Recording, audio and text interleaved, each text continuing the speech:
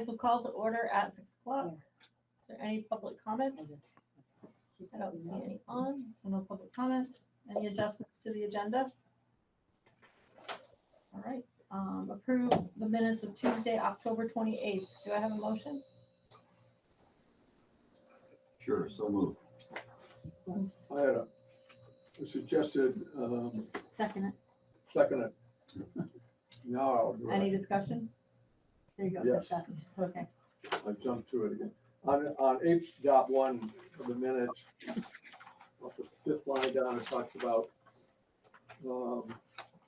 the news in the personnel budget was that they'll carry an 8% increase in premiums in the budget. And I just thought we might want to say healthcare premiums, just so it's clear that we're not talking about anything else. So that was my suggestion. So add healthcare. Yeah. To the minutes on 8.1. In front of premiums. I have a question about that. Sure. Do we classify healthcare as dental? Because I know that in my healthcare, we classify healthcare separately as dental and traditional healthcare. So I just want to make sure we're not excluding dental. No, it's separate. It's separate. Well, if it's separate and we just say healthcare, are we not doing the 8% increase to help on the dental? I Or are was we doing it- talking specifically about healthcare. Okay, well, dental isn't part of healthcare? No, it's separate. Oh, okay. And when I was discussing it, I was talking about healthcare. Yeah. Right. Yeah, I just want to make sure by changing the wording, we're not excluding. No, I think you're capturing what I was actually saying. Well, good for me. Look at that. All right. So Michael could take a friendly amendment to that with the suggested if he's willing to. I'm more than willing to accept a friendly amendment to adjust the minutes To include healthcare. to include healthcare. Second, if I'm A second. Any more discussion? Hearing none, the minutes are approved with the amendment or adjustment. So moved. Board correspondence, don't have anything. Public comments. Go over public here. Reports to the board. Jamie, you're up. So you have a written report. I want to point out to you, so there's a lot of documents in this packet tonight, and I apologize about that. Included, I sent you a job description just a little bit ago in regards to data assistant, which we've talked about in the past for the SU. But in my board report, I want you to see that we've received feedback from board member Livingston with the suggestion that you change the WVRSU vision statement to read, the White River Valley Supervisory Union strives to build strong, meaningful, and lasting relationships between and among students, teachers, families, and communities. Students are supported, challenged, and engaged with a personalized education.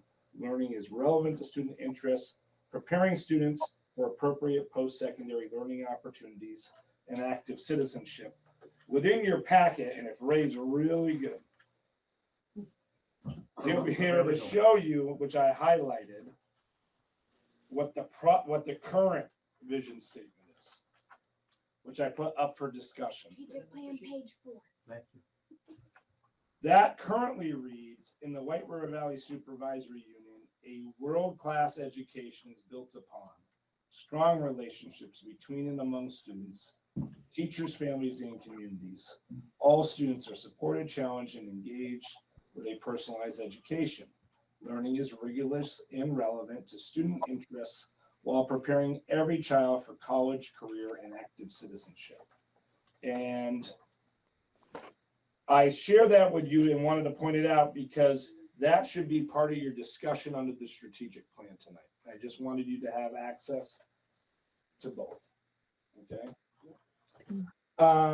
Also, within my report, I wanted to point out that a flyer's gone out about Senate Education Committee coming on December 17th.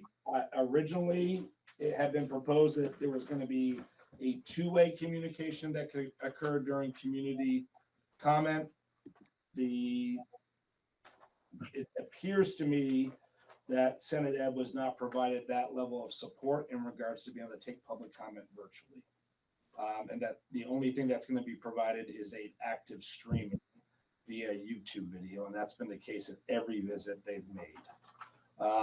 We are hosting them. It's their meeting. So they have to utilize the agency of administration in regards to running their meetings. And that's what they were provided. Stacy. I'm wondering if it's possible to solicit feedback, solicit written public comment or questions that can then be read aloud during the stream. Given that this is taking place during the workday for a lot of folks, it would just be really useful to be able to collect that comment, feedback. That is provided, and we're starting to advertise that. And in the press release that's going out next week, we provided that information within the press release. Great. We'll continue to push that out as well. Okay. So that's not included, there's the last item, there's not gonna be public input. If you're in person. In person Yeah, or in written. Originally we were trying to be able to provide virtual public comment. The Senate Education Committee, originally that was their intent. And for some reason that wasn't. I took that day off. I also try to emphasize in my last community letter, we are hosting. Like we didn't decide that, right? And I think the more that you can help our constituents understand, like we're hosting the meeting, it's not our meeting. I just think that's helpful, and I'll continue to try to emphasize that. I have certainly heard some upset folks just about the timing and about not being able to have virtual public comment. And I just kept saying, like, I agree, I understand, I'm happy they're coming, but we're hosting. Like, we didn't get to provide input on changing those things.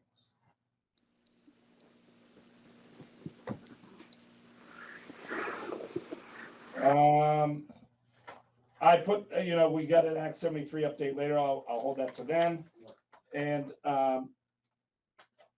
in regards to the work we've been doing around chronic absenteeism, in your social emotional data reports, of which you're receiving in February this year, you're going to get your attendance data.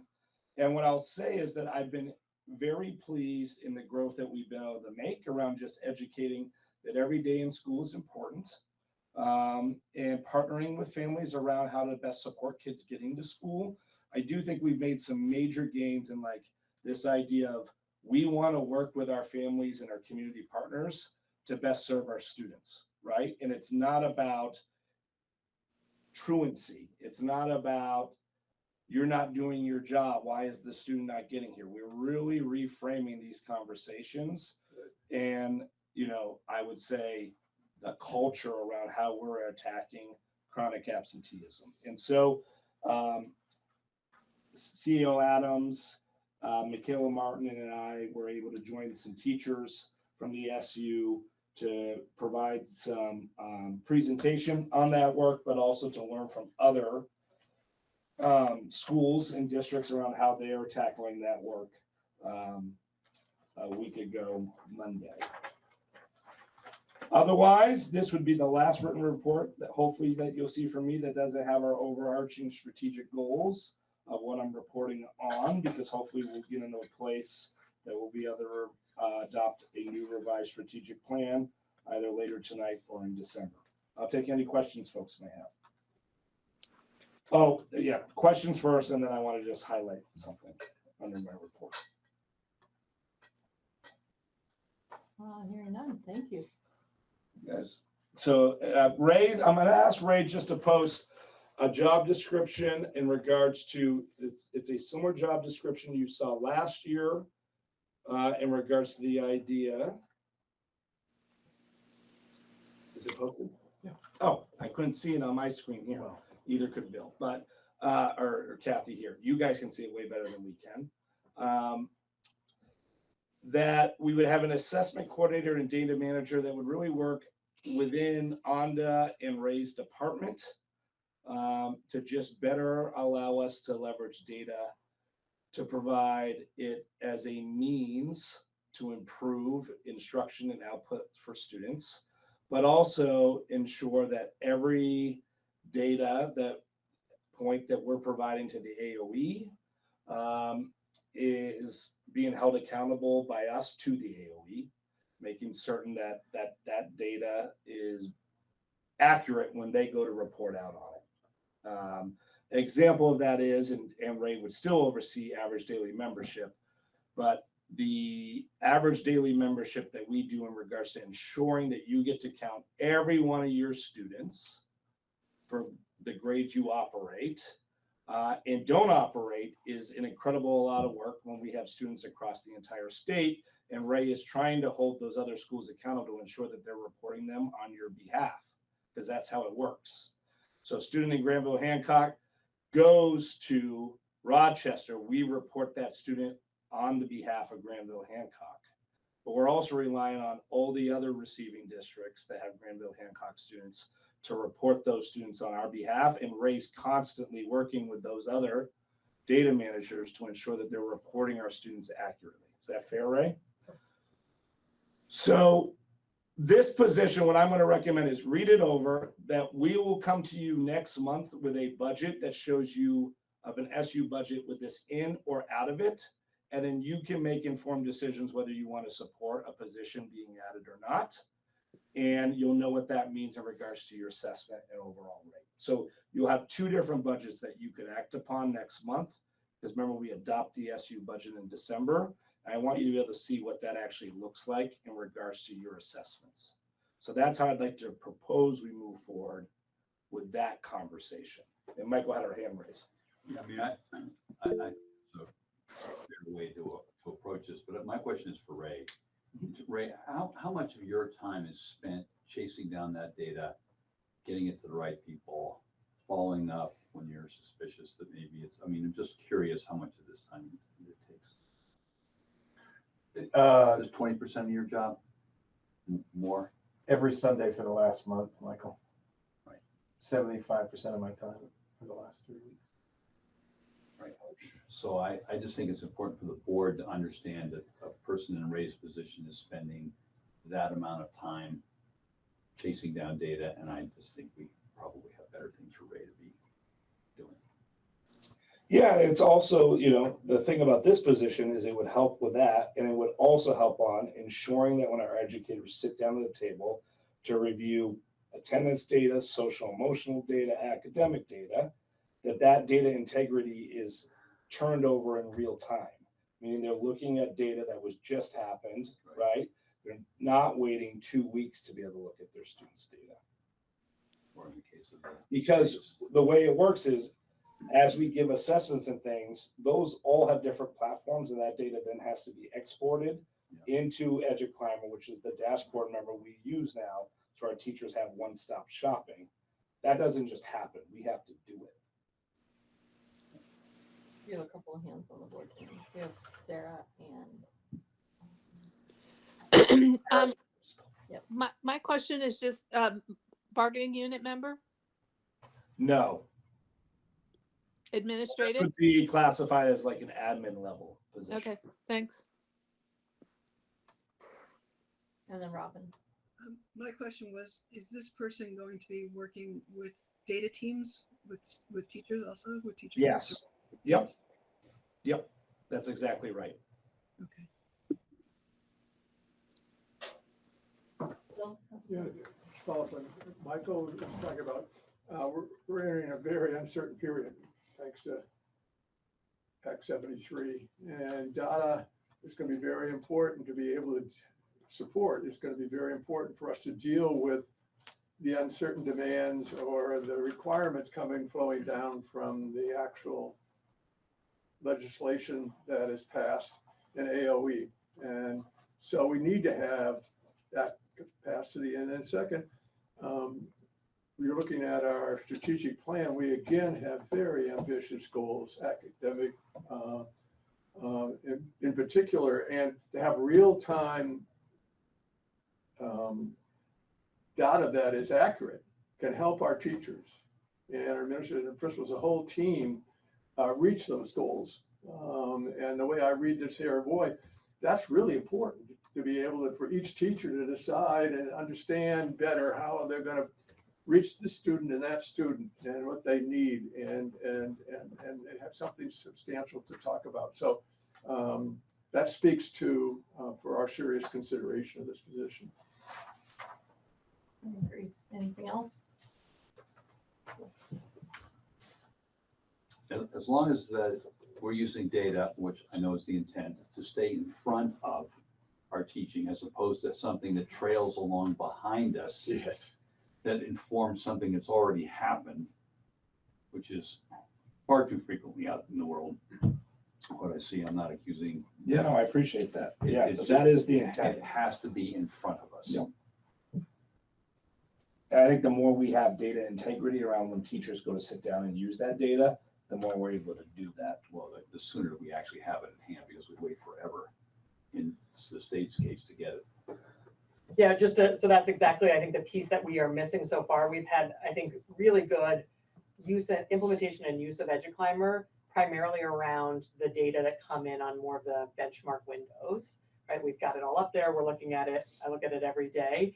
The things that we have not yet had capacity to build are sort of the more of the formative and interim tests, like the end of unit foundations for grade, like those look different for every content area for every grade level. And if we could get in front and be able to build like the frame for those, then all of that data could be in there too. And we'd be able to get more in front, like what's happening on the kind of on the daily, weekly basis. You're seeing that a little bit with DIBELS and progress monitoring, but those are the things that we need some more capacity to be able to build all of those things.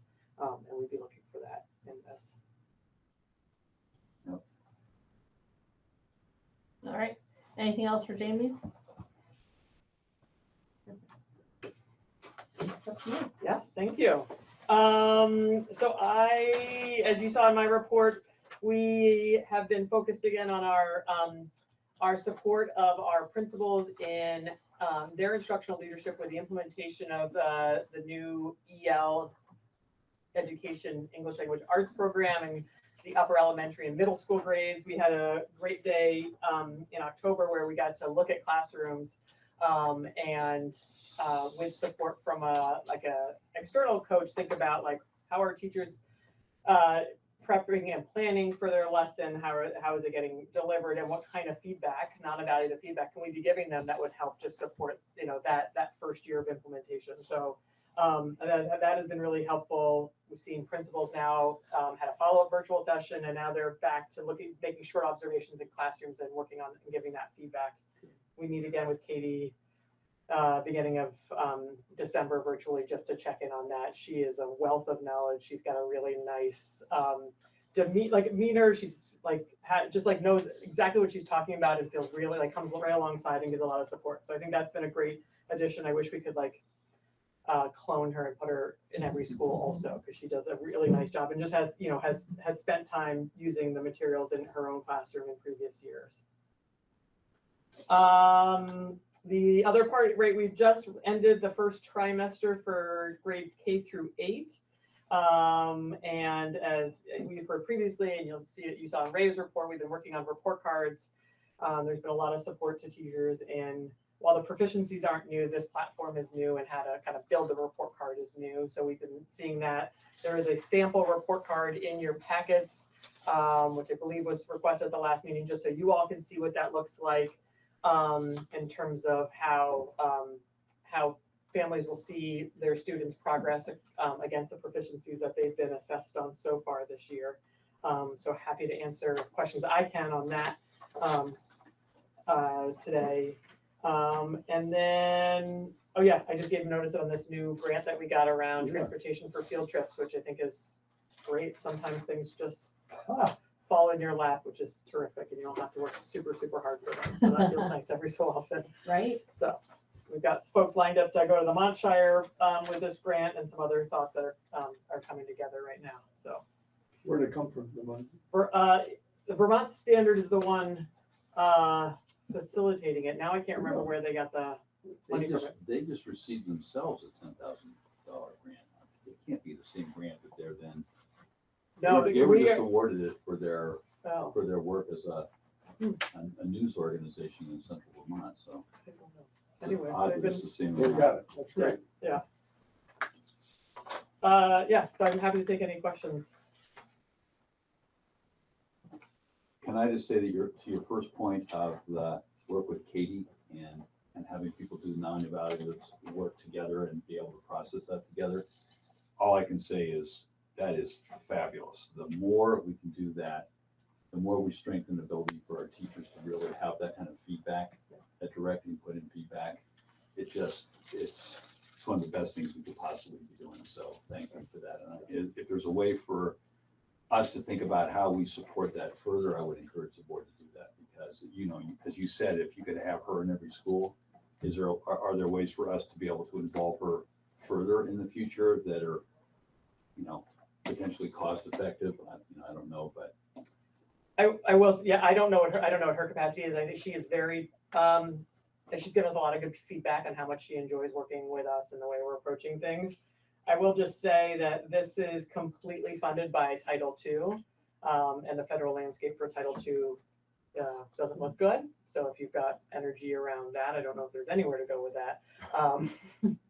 That is just to know, right? Like this is the type of thing that I do think is incredibly valuable for our teachers, and that is not necessarily a shared value. I've got a couple of ideas I can talk to you about later if you remind me. I mean, as a former teacher and building principal, this is the kind of thing that it's the best. It's what advances teaching, I think, most rapidly.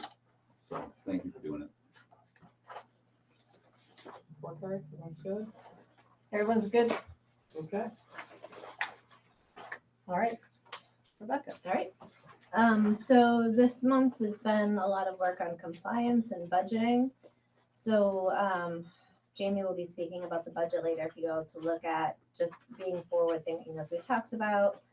How can we prepare ourselves to better extend our programming options for students who learn differently, students on the autism spectrum.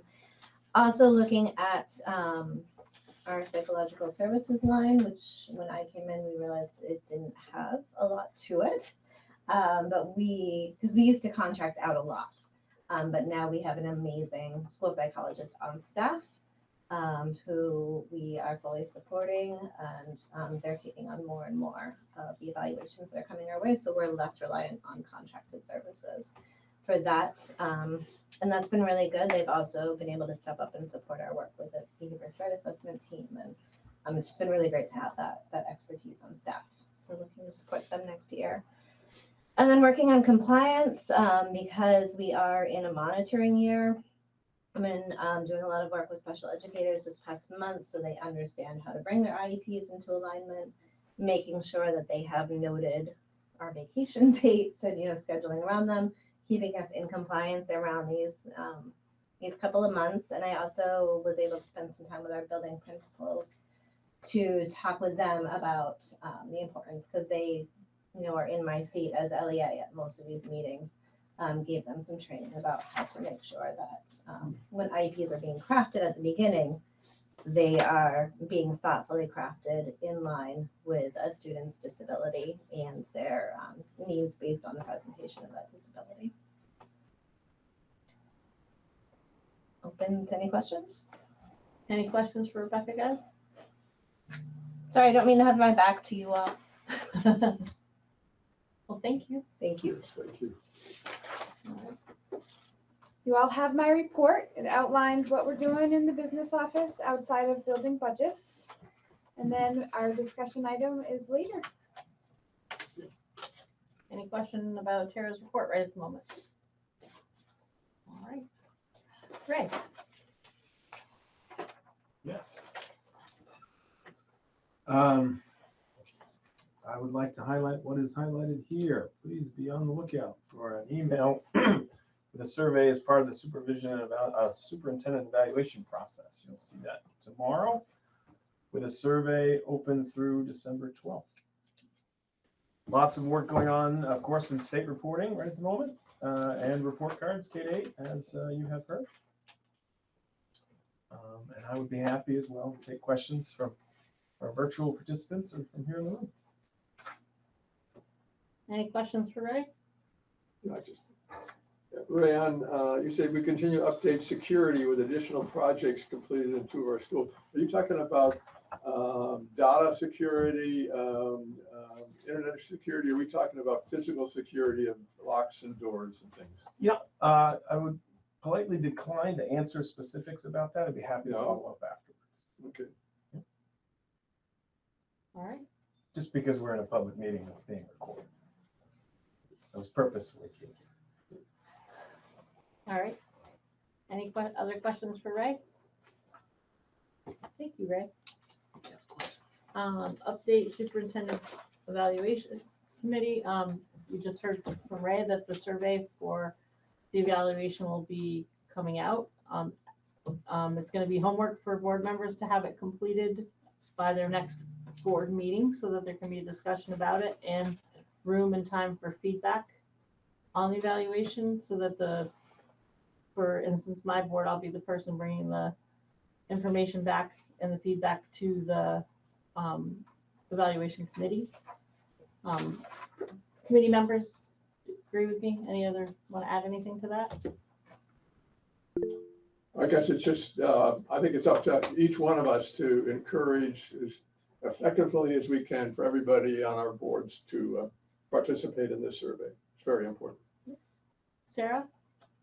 So one of the parts that's different this year than last year is that the boards are going to meet in executive session after, so for our board, Stratford, it'll be the 2nd of December, where we're going to talk and I'll help create a document that will be part of the evaluation about how things are going, that are things that are not necessarily included in the tool that we're using. And so some things that are unique to Newton School and to the Stratford district and how Jamie has helped support us, or where we think that, we could have used more support or something like that. So it's a time to add some anecdotal type comments to it that, so that's it. So be prepared for that.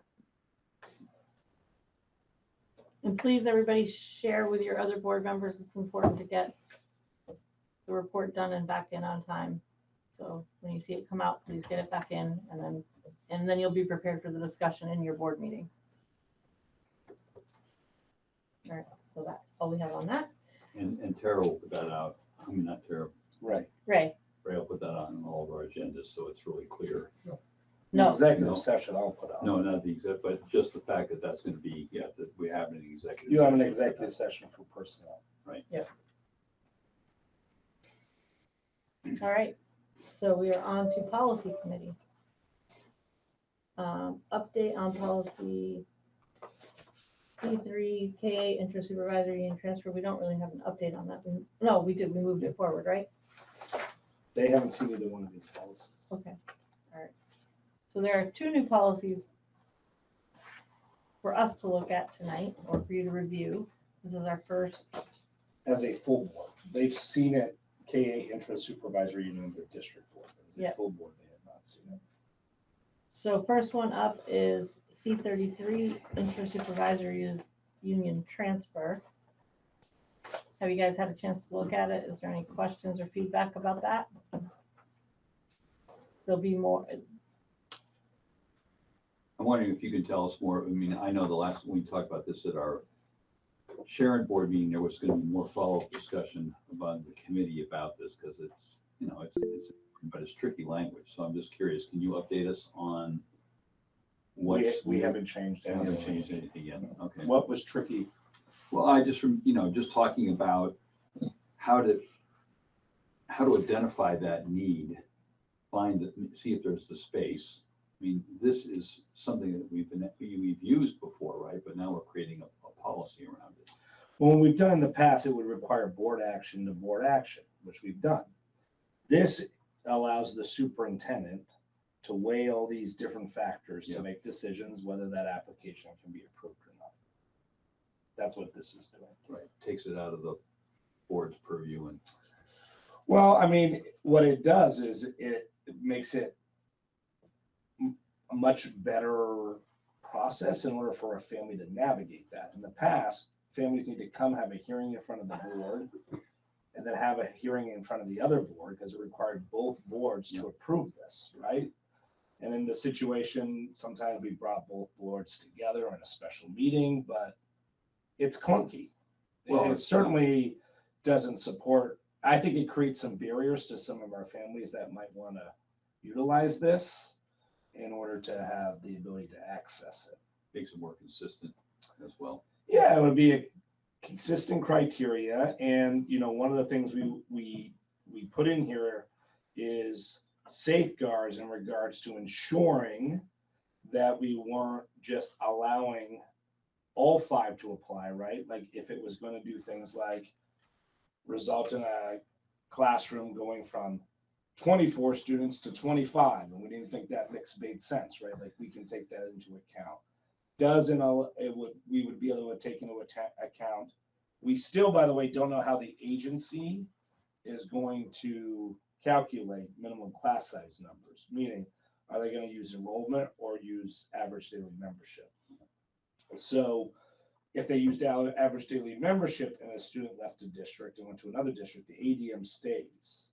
So that wouldn't hurt a smaller class size, right? If they're still allowing you to count that first grader in the home district.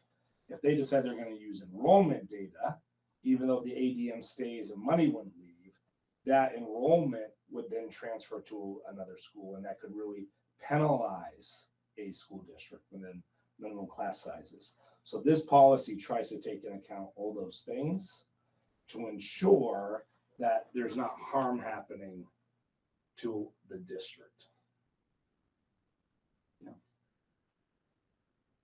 And when we first. And then a decision can be appealed to the board. And we started with, we cleaned up a lot of the language and made a lot of changes to recommendations. So this is where we finally got it to the point where we felt we could move it forward out of committee. I mean, I also think Jimmy used the word clunky, but I just think it makes it easier for the families to understand, and it puts it in the hands of the people who know what the students might need. Well, a process like this is simplified, it's more equitable. Yeah. It means it's going to be easier for some families to access it than it had previously been. Yeah. Pretty Sarah? intimidating to go before 2 boards. Yes. Yeah, absolutely. Yeah. Sarah? My question is, when it's moved out of the committee, does that mean the committee supports it? Yes. I would say, yeah, we're the product that we're bringing forward, we're complete with our work and we feel good about the product. And now we support it, so we're bringing it forward to see if the full board and the independent boards have any changes or any suggestions. If there's something big, then we would bring it back to committee and work on it more. But from where we're done working on it, and we want the full board and everybody else to take a look at it. So I am going to apologize that I haven't really been keeping up on this one, but when it was first introduced, I had some real reservations to it, and I don't know if those reservations, I haven't read it, so I apologize. But my understanding was that it was brought by one district who wanted it, so does that mean that other district representatives on the policy committee support this moving forward? It was requested by 2 districts in the SU. Okay. And yes, and policy committee members can speak for themselves.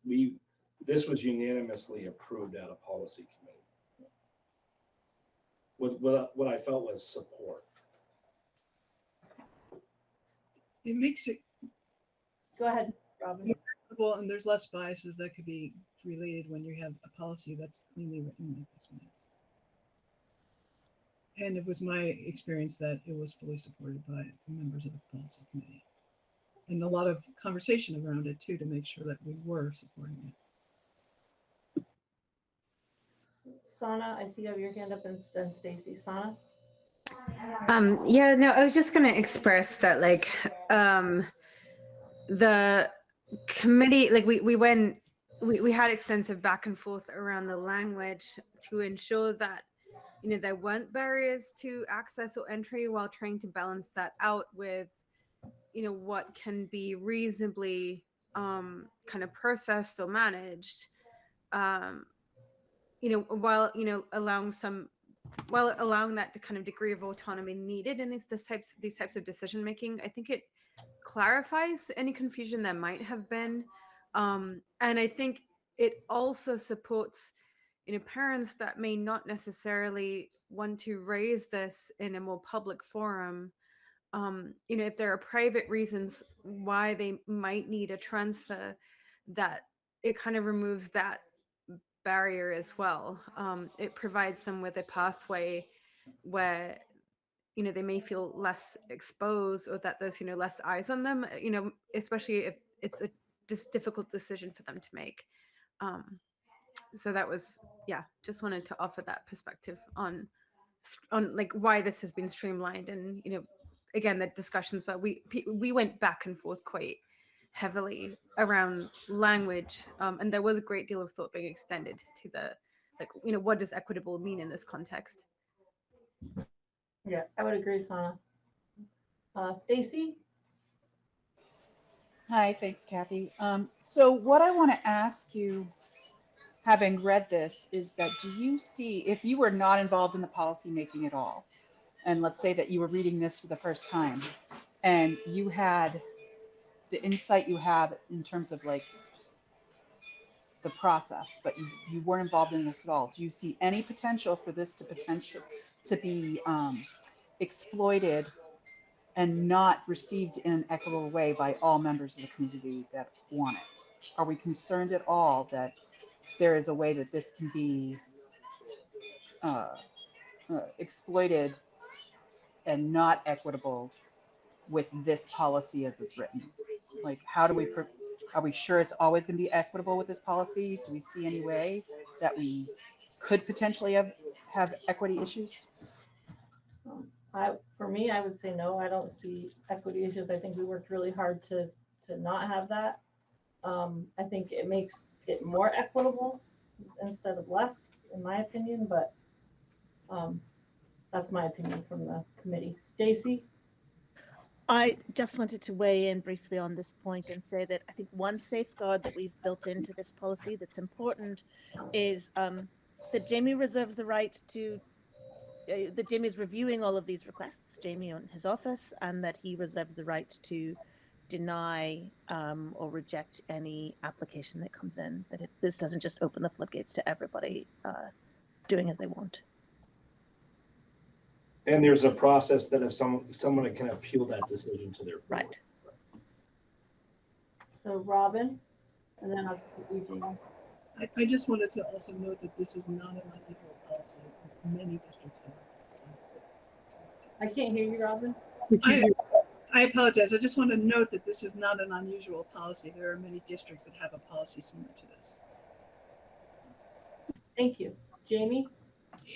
Yeah, we discussed it in our Bethel South Royalton School Board meeting last time, and we pointed out that there's extremely specific criteria for this. It's not a random thing that people can just say, oh yeah, we feel like doing this. And also a limited number of people who can be granted this every year. And all those facts together, I think, limit how much of an issue this is going to be for folks. And the fact that also, as was pointed out, that Jamie has the final say on it, I think it's pretty airtight. Thank you. We like Yeah. A comment and then a suggestion for an edit. Our board, our set had one of these things, and it's confusing because we have another board we have to deal with.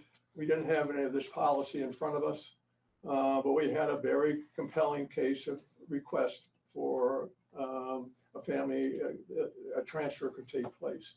And that process was difficult and time consuming. And we lacked kind of the SU-wide perspective of what's going on, how are we going to be consistent so that it isn't one board that feels I'm a very empathetic person, and another are actually, we're going to apply this consistently, and it best done through the superintendent's action, that which we, if it's appealed, then can come to that. We also, at the end of it, kind of looked at Jamie and said, what do you think?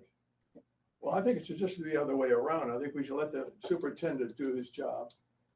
And then if there's an appeal, then that can go to the board. And it's much like how we handle other complaints. We go through the teacher, the principal, and then the superintendent. So I think this is consistent with that. My suggested edit, I hope it doesn't slow it down, but on page 2, and I think I made this suggestion before, but You did, I apologize. families applying for SU-wide choice program, we've called it differently. So it's really families applying for the K-8 intra-supervisory union transfer must follow. Yeah, I do And remember that. so just the next one too, just drop the choice, because I think that's very confusing. It's left. We think of It's a whole school different choice. thing. And use the word transfer, school transfer process or school transfer application or blah, blah, blah, blah. So, Yeah, good point, and I think we all agreed to that in committee, that we use that wording, so. we can Cool, just update thanks. that. All right. Who else? Stacy. Yes, this is more of a note for Jamie. When you start to put it, it says the superintendent will create and communicate a process on page 2, but the lottery part, we're still gonna do the lottery? If there are more requests than slots. Correct. So what I would say is you have to communicate effectively whether that lottery is before or after your approval, because I'm concerned that you're going to be put in a pickle, because if somebody wins a blind lottery and then you say, no, as we're empowering you to do, there might be some issues. Yeah, So I would I appreciate that. I'll make certain that maybe that's an edit we make within the timeline. We wouldn't award anyone a slot until all the applications were collected. And we reviewed where those requests were and whether it would work at those other schools and how it would impact the grade, the grade levels. Gotcha. I just don't want you to deny it afterwards and then get in a pickle. We had requests that made sense past the 5, and we had more than 5 openings that made sense. Then we would utilize a lottery. Thank you, Jamie. Sana? I just want to briefly offer as well, if there are concerns around whether boards will be disincluded, we still have, we can still, if a parent comes to us directly and says, hey, this is really important or whatever it is, we still have a channel of communication with Jamie where we can always offer a perspective. And then, ultimately, the final decision that way, the equitability is in, say how closely a parent may know the board members and so on and so forth. And so I feel that this equalizes, but doesn't disinclude the boards from engaging on behalf of our constituents. And the other thing is, guys, we do this for this year, and if Jamie comes back with feedback that it's, there's issues or things aren't working smoothly, then we can always revisit it. We can bring the policy back and make adjustments if we need to. So it's not like we do this and it's forever and ever done. This will be the first time we have an actual policy, and that's how we make changes to our policies, things that we see that aren't working perfect. But I think this would be much better than what we have now. I have a question. Sure. If we had to do the lottery, what about families? Like, a family that's got a first grader and a third grader that are requesting, if they get put into the lottery, would we put them in as one, that they would be a unit? Because it would not work very well if the first grader won the lottery and the third grader didn't. It speaks to siblings in here. Oh, it does, okay, Yeah, in regards to prioritizing. okay. Right. Any more discussion on that? And if anybody has other feedback, email Jamie or anyone of or me and the committee members, and we can talk about it if there's changes that you'd like to see us make. So. I just have some further question, Jamie. Sure. On page 1, the 3rd paragraph. So 5 students per school could potentially be in a situation to request a change. So it said, That's the cap. It can't go up to. Up to 5 students per school. So in Sharon. Or, let's see, at 5 school per school, or at the discretion of the superintendent. Meaning it could be less. Oh, okay, it could be less. Yeah. Not more. Yeah. Okay, because that puts you in a tolerable Yep. situation. Okay. Sarah? So if Johnny comes from Stratford and goes to Sharon, that's for the duration of his time through 6th grade. Is that correct? Correct. So is that student counted in the 5 annually, or is it just every year 5 new students are? It's annual. So 5 new students annually. No. It means you can't ever have more than 5 going out at any one time. So Johnny, who's going from Stratford to That's one of Newton, those starting 5 in 1st spots. grade, would have to reapply for 2nd grade? Nope, they just take one of those 5 spots. Okay. Good question. Which is modeled after, just so the board knows, that approach is modeled after what they call statewide school choice does. So just to remind you, all public schools have to participate in statewide school choice. And every district board, high school choice, yes, for 9 through 12, has to designate in a minimum number of students that can come in or out. When a student selects to go to a school, they hold one of those slots throughout the 4 years. So it could be that, in a couple of years, a school wouldn't have any open slots. Correct. Okay, thanks. All right. Any other discussion on this one? I just think that is a really compelling argument for seating the decision-making with one person as opposed to boards would have people rotating on and off.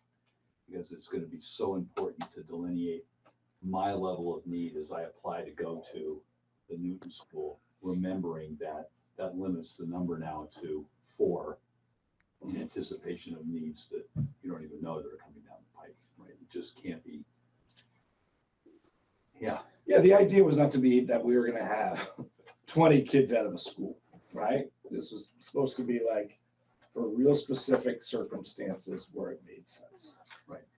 But the need has to be pretty acute, remembering that down the road, you may have kids come with even greater need, and you've limited your slots for X number of years. Yeah, no, makes it more compelling to keep it in one person's hand for me. All right. The other policy that we worked on, and is out of committee tonight, is the behavioral threat assessment teams. That's policy C36. So the committee did a bunch of edits. We've worked on a little bit more tonight, and it's now out of committee and will be coming up at your board meetings, because we just did it tonight, so it hasn't been at board meetings yet. So you'll be seeing it at your board meetings, and you're seeing it here tonight. So any changes or questions on that one, get them to Jamie or a committee member, and we can go from there, unless there's questions or changes that you've seen tonight. Okay.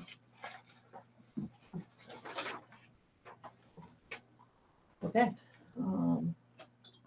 Update on Act 73.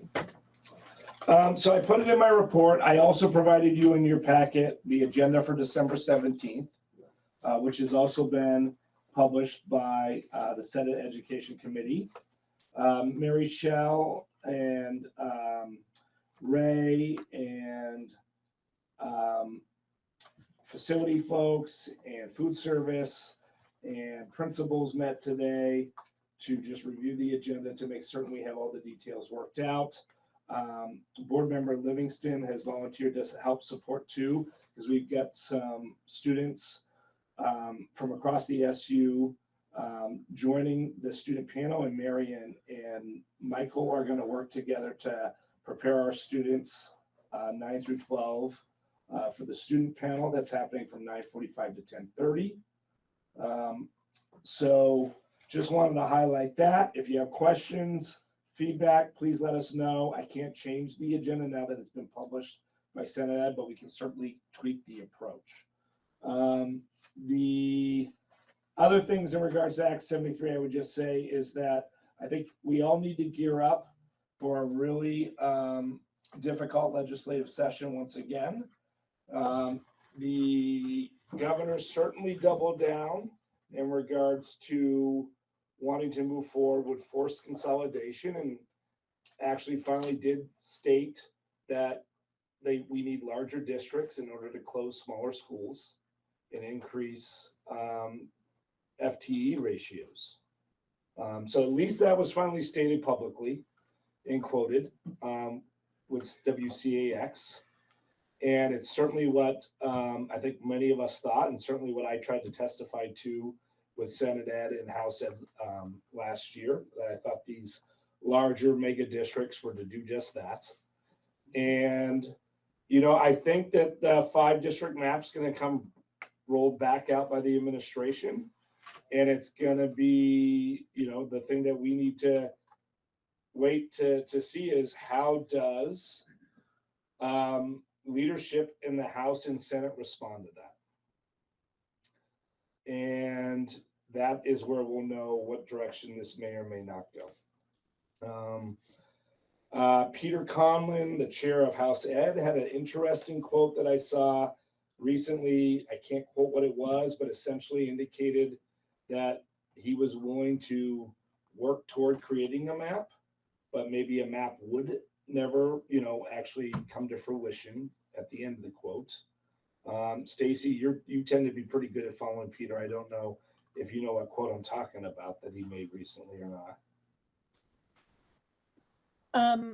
I do not. All right. Well, I will find it and send it to all of you because it was just interesting. It was clear that he was game to at least possibly pick up the idea of making maps again, which is you know, concerning. And it's going to be interesting to see if the legislature now has this will of, we tried the task force thing, it didn't work, so we're just going to create our own. Sarah?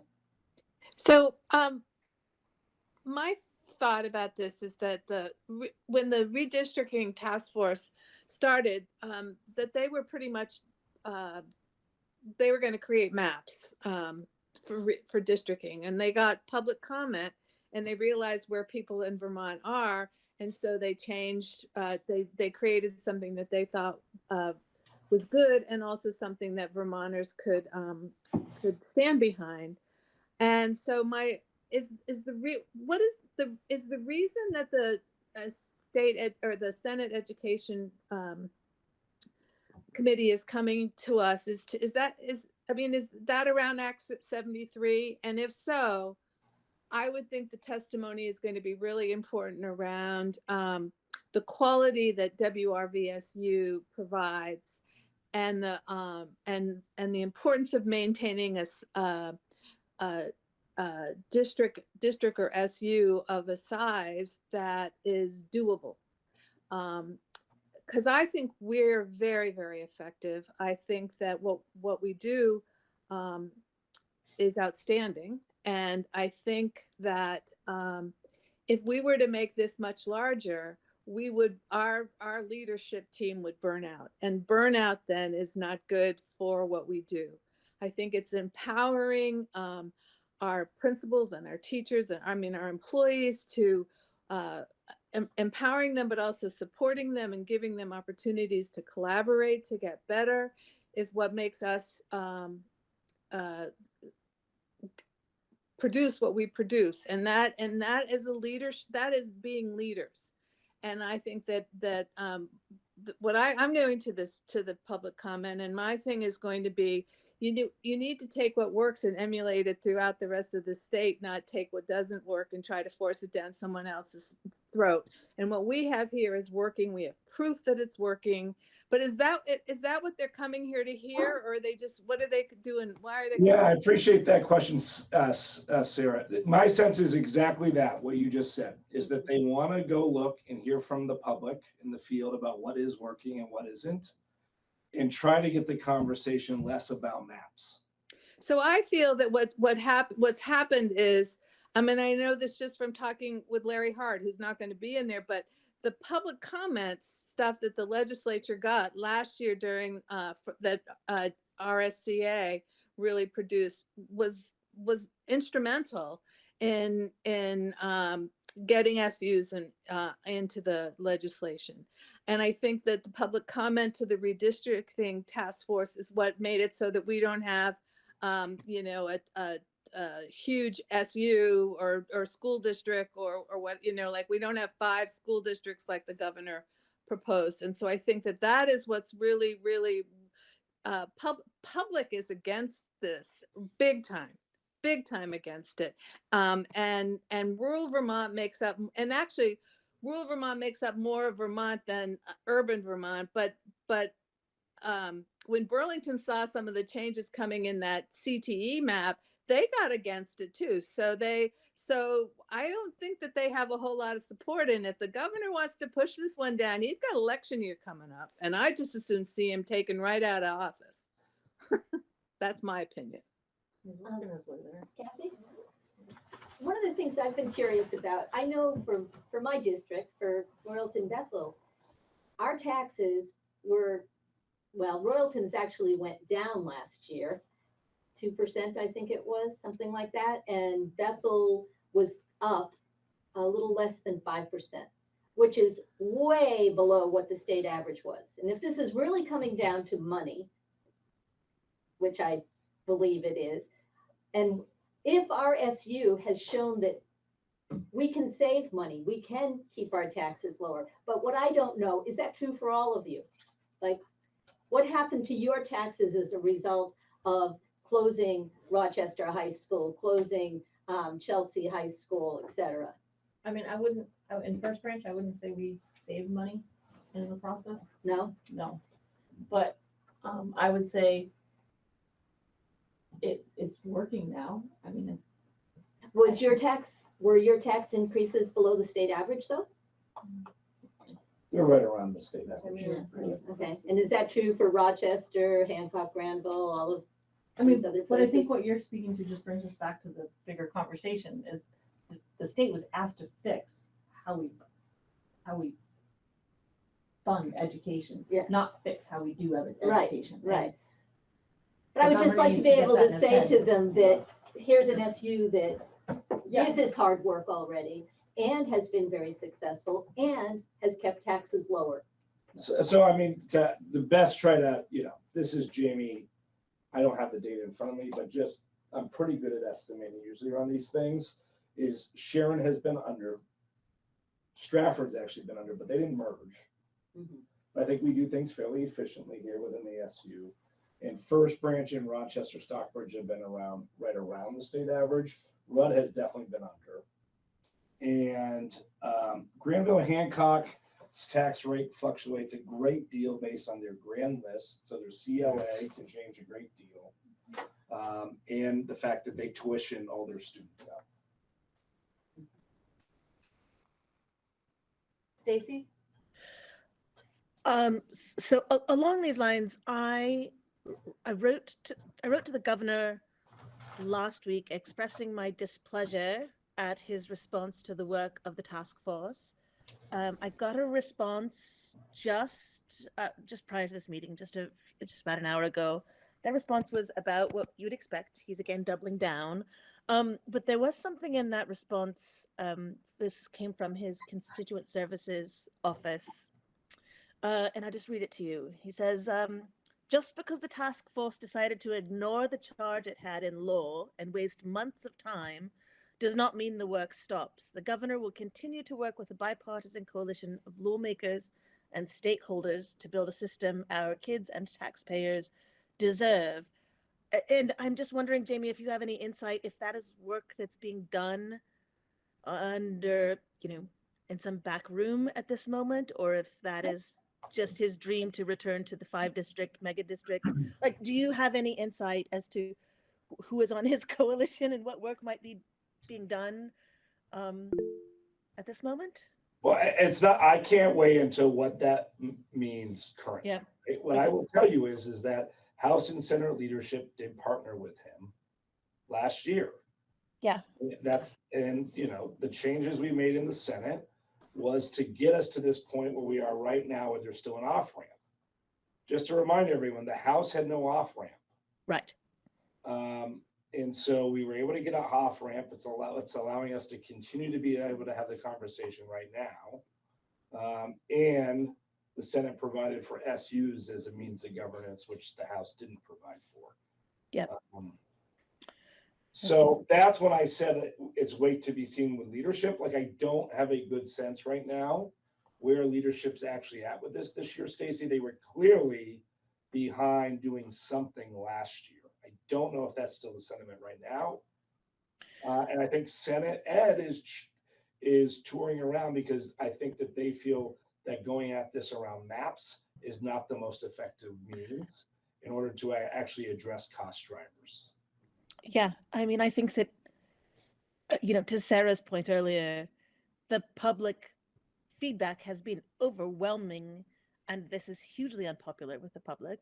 My only hope is that people continue to encourage your residents to speak up and write, letting them know, because the more response I see from this around the governor just like kind of going rogue and not listening to his constituents, the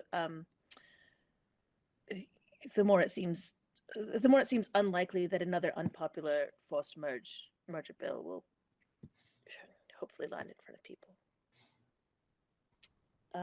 Okay, that's all I had to offer. I mean, I think we need to fix the way we fund education. I think he's on the mark with that, but I think he's off the mark with how he's going about it.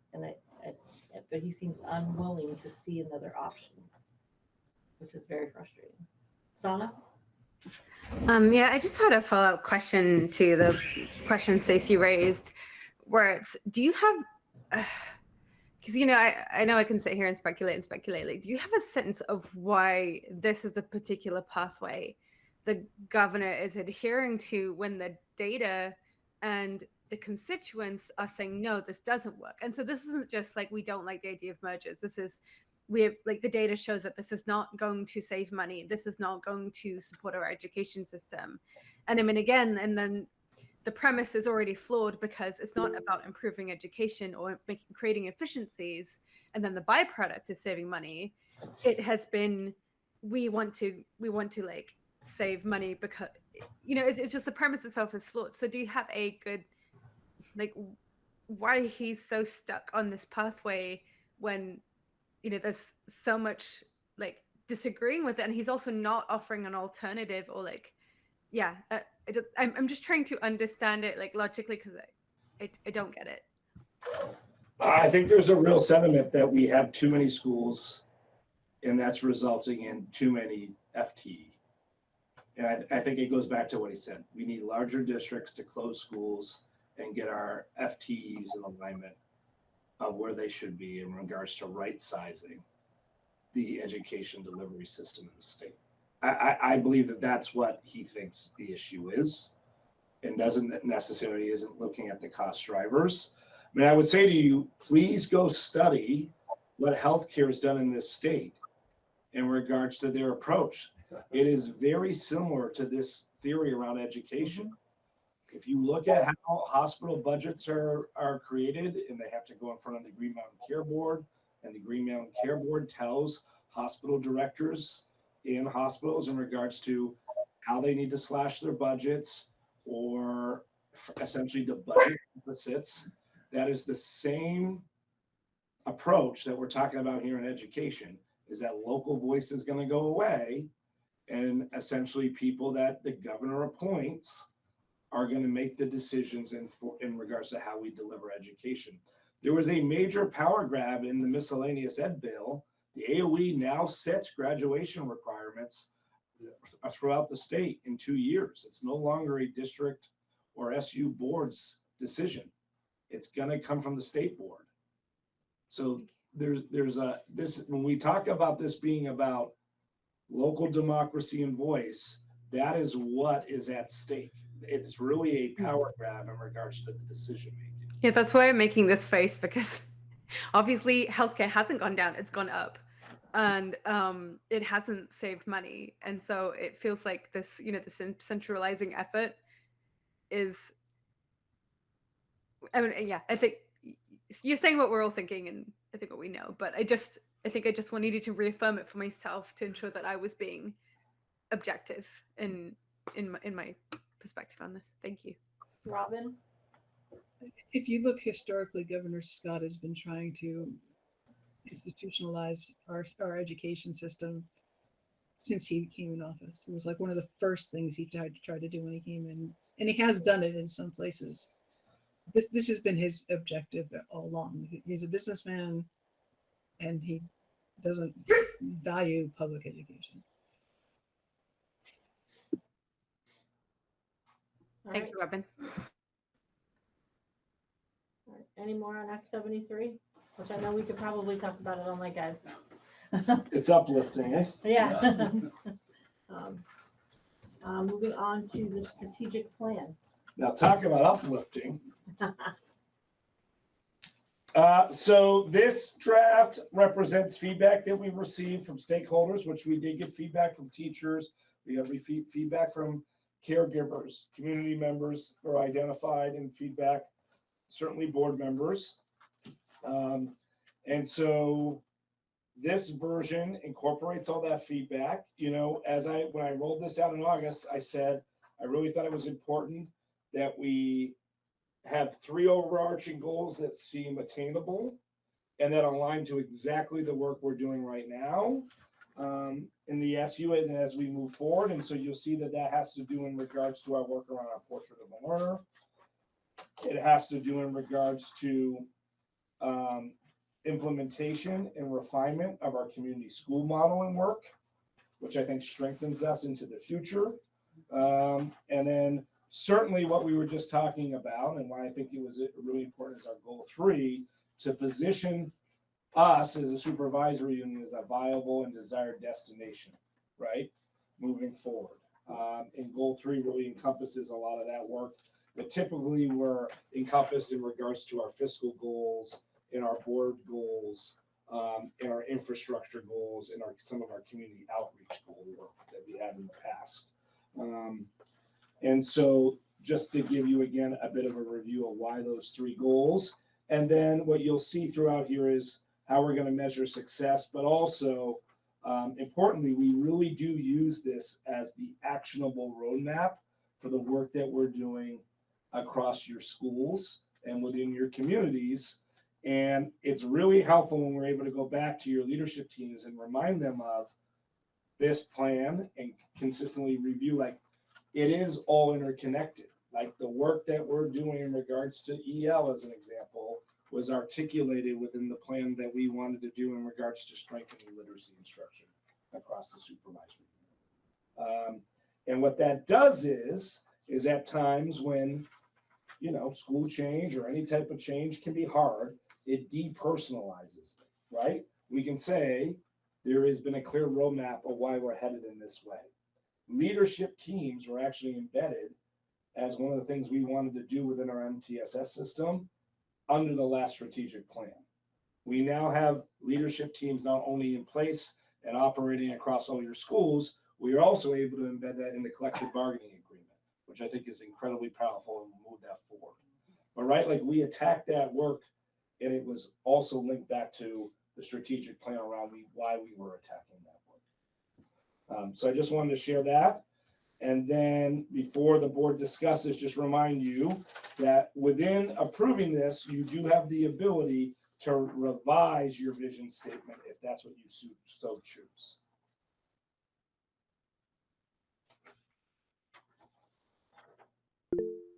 I liked Michael's.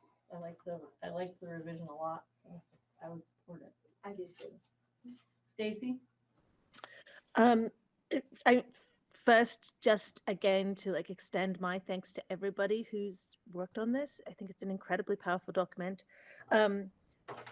Michael's vision statement, I support almost entirely. I might stop short of making a recommendation, but instead offer a discussion around a slight suggested revision, which is removal of the verb striving, because I think we're not striving to do these things, we are doing them. But otherwise, I think it's great. So it would read, the White River Valley Supervisory Union builds. Can we put it on the screen? Now you're seeing how the policy committee works. I'd like to just agree with that for the record. I think it's a little bit like when you're writing a resume and you say, responsible for managing 5 people. You say, what did you do a good job? If you say we strive to do that, well, are you doing it or no? So. What do you think, Michael? I think strives actually a really important word here, all of us. This is an act of striving to better ourselves. Continuous improvement is the intent there. And in striving, you're demonstrating active engagement in everything that follows. So it's not passive, it's active. And it follows, I think, the plan, which is one of continuous improvement. So I hear people's concerns. Stacy and I could argue about words probably all day long. I love talking to Stacy about words, but yeah, I mean, it wasn't arbitrary. It was chosen for that purpose. And I'm certainly more than willing. I'm not going to sit here all night long to battle this out, but I thought the previous version, world-class leadership, and I'm sorry if I'm stepping on anybody's toes, was presumptuous, and it stopped me short. In other words, I was thrown off for reading the rest of the vision statement, because I think that that's even something I would challenge Harvard University to. So to me, the work is in the striving. So I'll leave it at that. I agree with that, especially since to claim it that we do build is not realistic. There are some kids that we can't immediately build that relationship that's claimed there, whereas we're trying really hard to do it. I like striving. All right, so first, can I get a thumbs up if we're in support of changing the vision statement? Okay. So now, go ahead, Robin or Anna. I'm sorry. I agree that striving is an appropriate word, because we're creating our lifelong learners, and it is, it's actually been proven unless you strive or you work at it, you can really hold the knowledge. So I think striving is a good word to use. All right, Sana. If I may offer, sorry, it's policy committee again. I wonder, because and not too late. Discredit all the incredible work you put into this. What if it was the White River Valley Supervisory Union is centered around building strong, meaningful, lasting relationships? That's at the heart of what we do, and it doesn't imply this is a complete product or that we're completely done. It says that this is at the core of everything that we do, is the building, and so that was the centered around, it's like we're working around it. No. I was just going to say, if it's not too many words, maybe actively strives brings that point home, but I won't belabor it. Bill? Yeah, I think Michael, you're spot on. I mean, strives to me is if we're at, if you're on a sports team, I mean, we're not sitting around and we're blowing smoke. We're out there on the field sweating at it and making sure we score the next touchdown or the next 3 pointers, win the game. So we're striving. And I think it's an important word. I think it says it all. And another nice thing about vision statements, they shouldn't be too long. They need to get to the core best you can. Nice job. Stacy? Quickly, and I'm sorry for opening this can of very hungry worms. You had I the policy committee. I really like Sana's approach. So my problem with striving, other than the resume kind of analogy that David gave, is that it lets us off the hook if we fail a little bit. I feel like we can always just point and say, well, we're striving, we're trying our best. And I think there's nothing wrong with trying your best, but I think we should aspire to more. I think being centered around our vision, being centered around this work that we do, this speaks to, I think, the spirit of what Michael's intent was, without just giving us that out. All right, we're gonna take David's comment and then we're gonna get a straw poll on whether we want to change striving or not. David?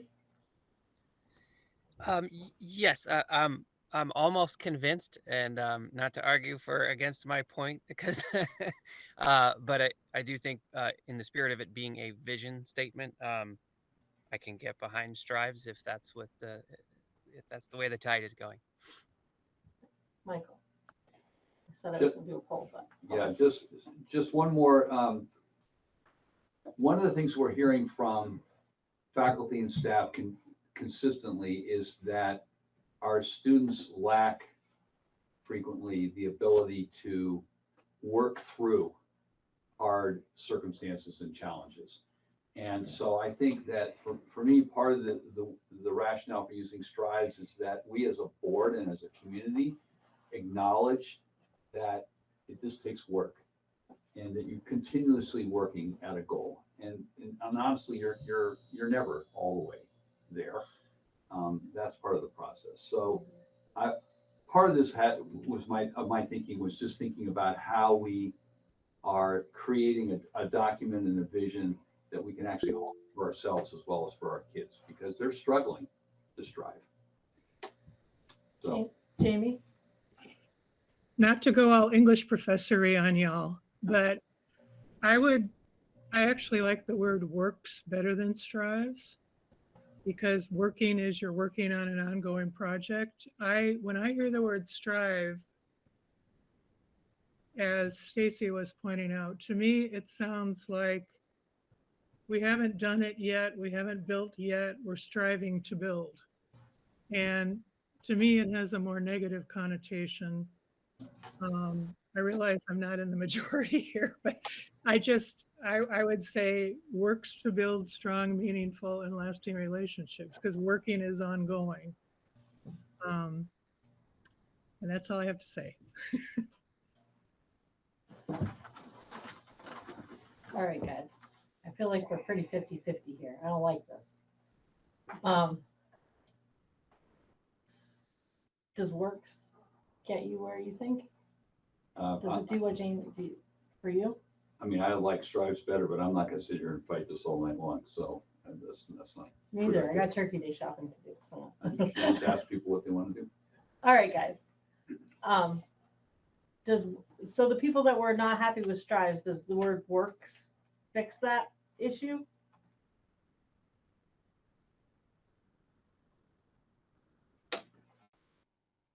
Over here? I like strive. I like strives. I'm sorry, works doesn't sound as good. What was Nancy? I like strives. I mean, Nell had a great suggestion too. If folk are very attached to strive, like actively does support, like we are, like, you know, that there is something. Yeah, it's active.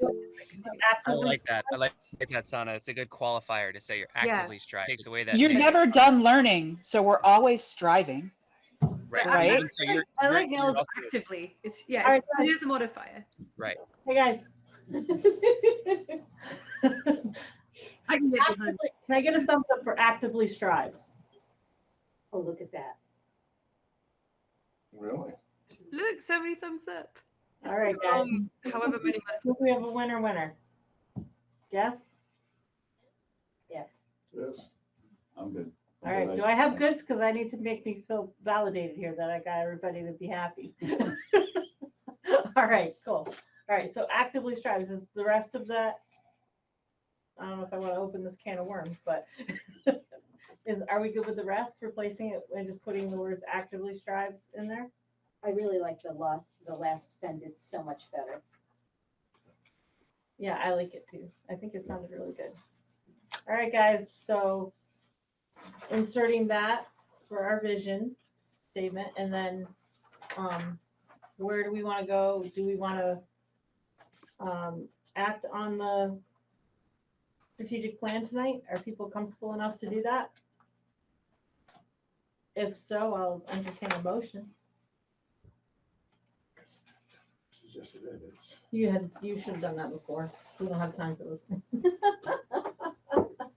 It's okay. Okay. Go ahead. First of all, I want to compliment the whole team that wrote the strategic plan.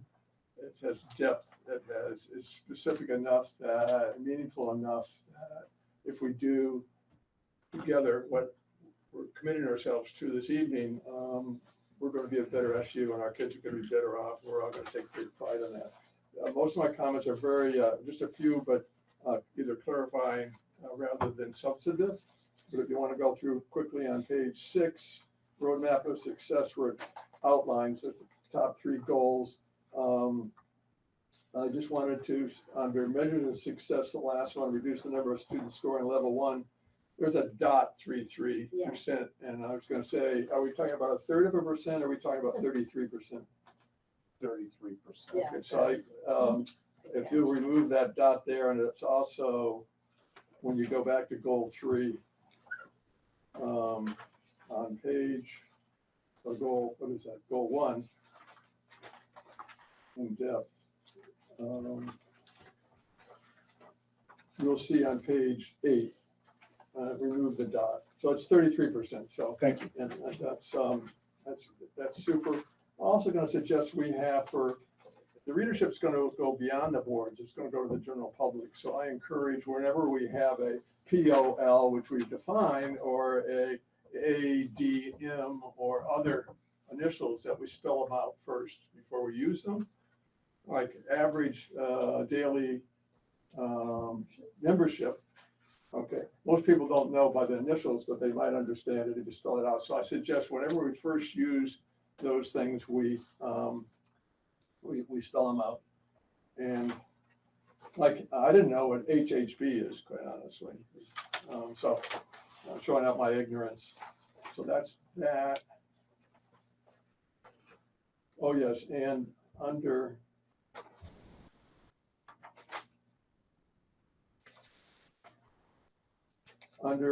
page 6, under measure of success for goal 2, if you look at on page 12, you'll see the second bullet of the measure of success is ADM across all WVRSU schools. And that somehow was not captured on page 6. So to be consistent, you want to have on both, because it's very, very important. That's how we're going to, one of our big things is we grow. We don't attract and keep. We're not going to survive. So just that should be included on page 6, second bullet, as it is on page 12, second bullet.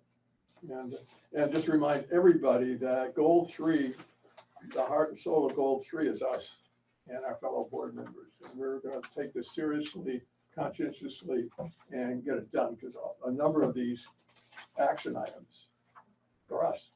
And so read it and understand it, and then be committed that we need to do that. So we've got our work and our challenges to be good and better over the next year. But that's it. Thank you. All right. So everybody agree with the edits that Bill had? Yeah. Yeah. Thanks, Bill. Yeah, great. Good. All right. Catch. So anybody else have any changes or edits they'd like to make to the document? Need more time looking at it? Are we good? So do I have a motion to approve the strategic plan with Bill's edits and the new mission statement? So Revised. So moved. Revised vision. So moved. All right. Second. All right, moved and seconded. Any discussion? All right, all those in favor say aye. Aye. Aye. Aye. Aye. Are there any nays? All right, hearing none, the strategic plan is approved. Thank you. We'll get that cleaned up and then get it off to the printers. And the hope, I appreciate you approving that because we want, as part of the materials we're going to be providing to Senate Ed, I was hoping to have the newly revised strategic plan to be able to present to them. With a signed copy of the portrait of the learner. That's right. I love that document. So budget, just to review what you have, the first part of the budget that you have is the supervisory union budget that encompasses everything that we provide in regards to supervisory union services, except for special ed. And why we do it this way is just a reminder, your special ed assessment, which is part of your bylaws, is computed a little bit differently versus the rest of the supervisory union assessment, which makes up of, curriculum, technology, office of the superintendent, fiscal services, and then also in regards to the rent here that we operate in regards to upstairs here at the SU, okay? And that is a currently status quo FTE budget. There's been no additions in regards to FTE. The proposal you saw tonight, we would provide you a budget in regards to those departments that would increase by a 1.0 FTE, and you would get two versions of a budget that showed that increase and what you're currently seeing here, unless you direct us to reduce from what you're seeing here tonight. Okay. One of the biggest changes that you'll see in regards to increase across those budgets as currently drafted is that you'll see an increase in fiscal services for some additional services that we're looking to provide our employees and our staff here at the central office in regards to the paycheck system that we use for payroll, to incorporate a much better streamlined onboarding process for employees as we look to onboard them here to the SU. That's the biggest change there. Plus just their annual rates increases, but we are looking to add an onboarding software. And you may say, well, why is that? Well, as we onboard employees, one of the things we're trying to do in regards to retention is ensure that as soon as they arrive to us, that is as streamlined and easy as possible in regards to coming on board and being able to fill out all your insurance forms, licensing materials. There's a lot in regards to education as you onboard. You're hired as a new employee and you have all the things in regards to deductions and healthcare plans and teacher retirement or possibly municipal retirement. But then also on top of that, as we bring on new teachers, there's also the whole licensing aspect of it as well, and fingerprinting. And if you're working in pre-K as an example, you have to be fingerprinted for us through the Agency of Ed, plus us as our background check, plus just a reminder, pre-K is not part of the Agency of Ed. It's a part of the Department of Health and Human Services. So those poor folks that we hire in pre-K have to be fingerprinted 3 times. And so we're trying to just better talk about efficiency of the system. I appreciate Sarah's head shake, right, in regards to how we're doing things at the state. That is really complicated. And so part of what we're trying to do is better leverage technology in this regard to make that as easy and as professional and high quality as possible for both our current staff that are doing all this work behind the scenes to make certain it's accurate, right, around deductions and everything, but also for, brand new folks we just brought on the team. So Jamie, are you looking at page? So that is on contracted services. What you're seeing that is on page 3 of 5 in regards to paychecks added additional services. It's 40,000. That is the biggest change you're seeing in the fiscal services part of the budget. So that'll be an annual cost. That increase. It's not going to be an No, additional. that's what it 40 was to every add it into our program now. That's not going to be additional 40 every year. That it's always more when you first add on the additional. It's a one-time. Yeah.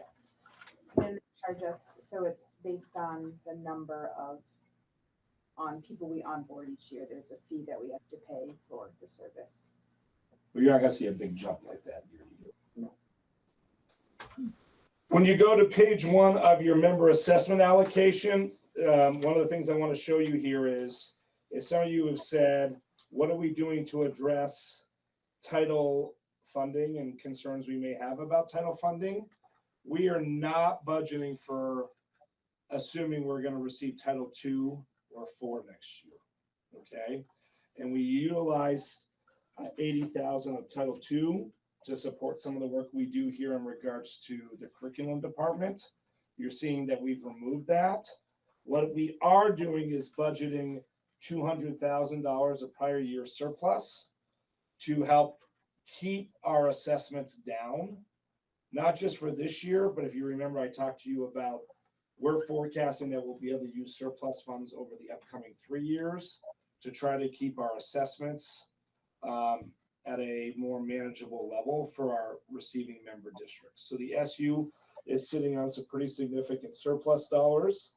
And I think it makes sense for us to strategically use that over time, not just one time like the governor just did, okay? I also think we need to look at utilizing these funds, and we'll have the December 1st tax letter prior to you guys looking at this budget later in December. And we're only using 200,000 right now. We may decide we need to adjust that if the December 1st tax letter is totally doom and gloom, of which I expect the governor to use as a tool to do shock and awe to our elected officials in the public in regards to the tax forecasted tax rate in FY27. So with this projected budget in regards to all things not special ed, you're seeing the overall increase in the assessment for next year would be 74,238. Do you see that in that green column? Then that is split out across our 6 member districts. And so you'll get a sense of what that means for each one of your members. So in First Branch, it would be an increase of 14,506. Granville Hancock, 2,480. Are you all following me where I'm at with that? Yeah. 780. So that you have a sense there, right, of how that would break out. Just a reminder, this is based on FY26 assessments. Yes. We still have to make adjustments once we get our final numbers for FY27. So to be clear, what she's saying is average daily membership. Yes. That's how we Yes. adjust your assessments. Yeah. We don't have that yet, so I can't adjust for 27. The money wouldn't change, just your percentage could possibly change based on your average daily membership. Can I ask a question about page 3 of 5, central office, the first item on the second grouping of central office building expense consultant is up 10, includes, CO cleaning. Central office cleaning. Okay. Yep, thanks for asking that question. That's not a person, that's a service. That's not a person, it's a service. It was done by a person previously. Any other questions, guys? As always, if you get looking at it, you can. Yeah, please. What I would say to you is if you have specific feedback or questions, please reach out to Tara and I, and we'll sit down with you. And please give us feedback, because the idea is hopefully in December we can approve this. If not, we'll need a special meeting to get a budget approved so that we have it going into your January meetings, because we need to know what is in your January budgets. So when you warn your budget. Right. So this is an 8.26% increase. Yeah, percentage wise. Yep. On the expenditure side. In regards to your special ed budget, we talked about this last month. What you're going to notice is an increase of 3.0 FTE special educators. That's on page 1 of 3. That's an increase of special educators to support specialized programming, as we discussed last month, not only in regards to supporting our students in our alternative programming that we built here at the SU office, but it's also to start to build some much better programming for students in regards to best serving students that might fall on the autism spectrum. Also in regards to students that, help me with the other category we're looking to Low serve. incidence Yeah, disabilities. yes, thank you. Low incident disabilities. And so some students that need some much more intensive programming that in the past, we had much less rates of serving. We've seen a major increase in need at our elementary schools across the SU. And we are not forecasting that need to decrease because we're having significant need in our pre-Ks right now in regards to best supporting students who are on the autism spectrum, but like are nonverbal. And so with that, we're looking to increase our expertise to best serve those students as inclusive of a learning environment as we can, but that provides specially trained folks like we've been able to serve kids who may have emotional behavioral needs. For a long time now, we've had specialized programming for that. We have not had specialized programming for this other group of student population. What we've relied on is out of district placements in the past. And as you know, you've heard me say for the last few years, is those wait lists continue to be long. And so what we've got is not good programming here in-house, and students who are on wait lists, of which some have been on a wait list for a year, and we need to serve them. So we ought to start looking at how to best build it internally. And this is what gives me hope with the BOCES model, by the way, that we could start to do this work regionally. Yeah. And be able to spread out those costs. So when you're wondering why are we adding 3 special educators, it's mostly to do those services. So you're going to see a pretty significant increase in those salaries there. We are increasing 1 more para too to help support that programming, but you're going to see a decrease in your tuition line that offsets most of that increase in salary. Not all, but a big chunk of it. Okay. Right on page 1 of 3. Okay. So that, I think over time, what you're going to see is that it's going to keep our tuition line hopefully stable and allow us to better serve our kids. But you are seeing a bigger bump in special ed than you've seen the last few years as we're looking to build these programs. Those are the biggest changes. You'll see some changes in regards to specialized transportation, in regards to as we have more students who need wheelchair access in regards to specialized transportation. We need to make certain that we have wheelchair accessible access readily available. And originally we only had that need for 1 of those type of specialized transportation in the SU. We're now up to really needing about 4. And so we're budgeting to better address that. So that's why you're going to see specialized transportation increase. I just wanted to address that within the budget. I really appreciate the referencing the potential savings relative to that increase with those 3 special educators in the pair. I think it would be great to draw attention specifically to that by actually pulling that savings number up and contrasting it, because it appears to be a big increase. And I think for people to be able to actually see. Yeah, we can maybe even do a live, but Karen knows better how to do that than I do.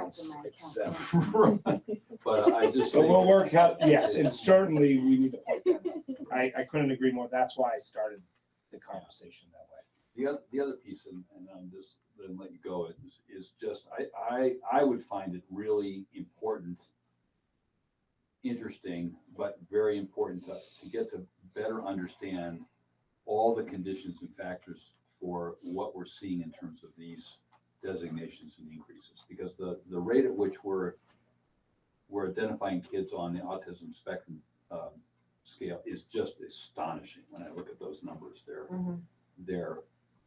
they're unprecedented.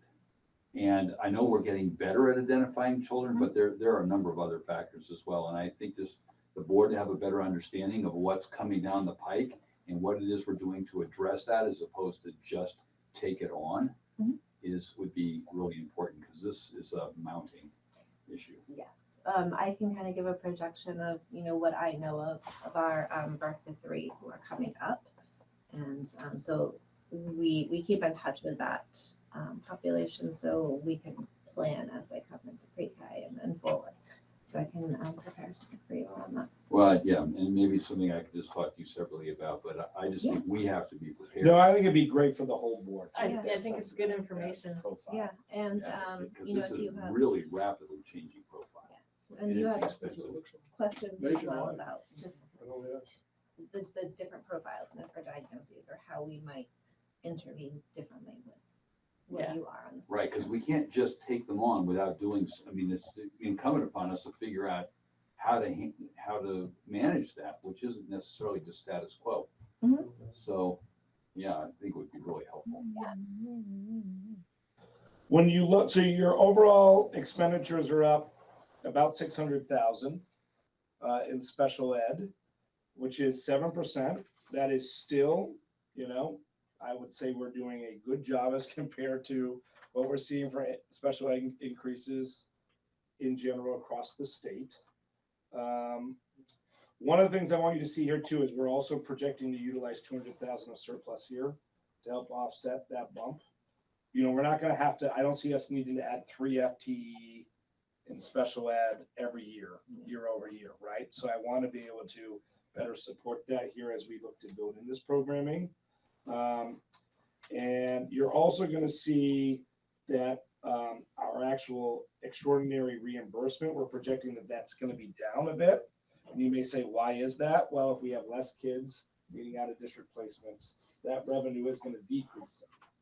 But it doesn't decrease it.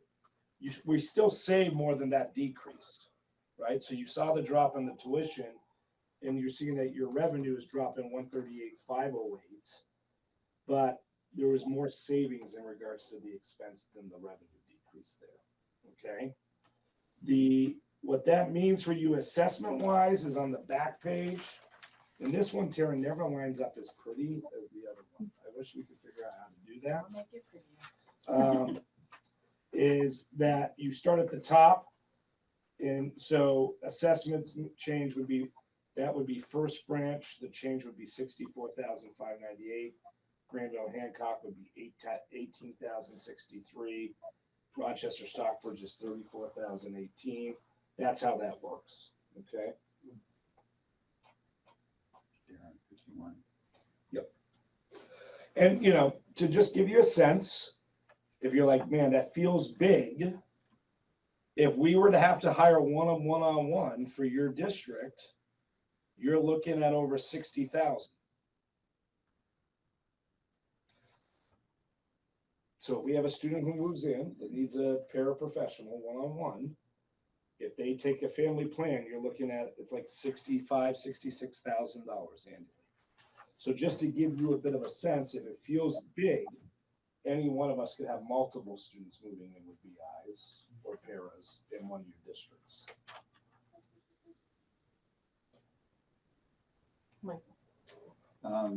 Page 2 of this report at the top, second line, extended classroom rental. I'm assuming that's the space downstairs. Yeah. Right.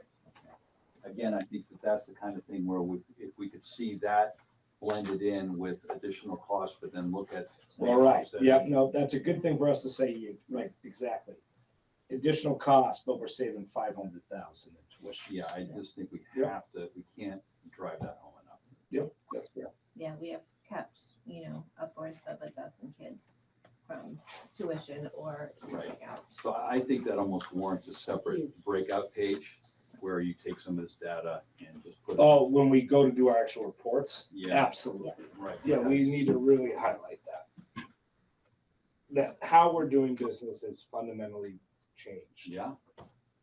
The better, but someone reading this in a cursory way will say expenses are up. Right. They won't understand what's happening. Yes. And they won't correlate it to the I actual agree. changes around.